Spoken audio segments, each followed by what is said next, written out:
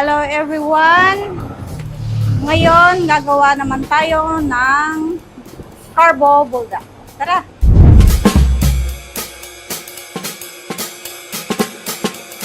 So, kailangan lang po natin ng hot water, 1 cup lang po.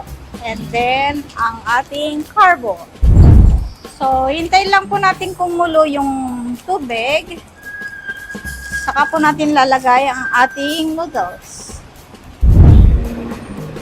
So, pagkakulo, lagay na po natin ang ating noodles.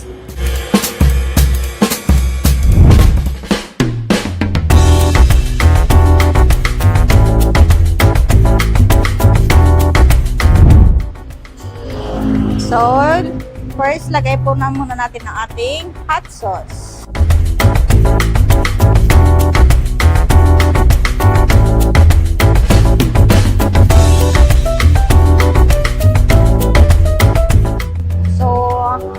Ang gagawin po natin, hintay lang po natin umunti ang ating tubig.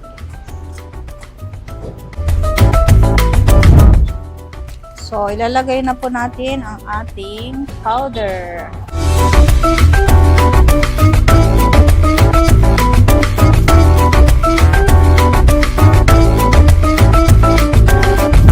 So, ito na po ang ating finished product, ang Carbo Bulldog. Let's see!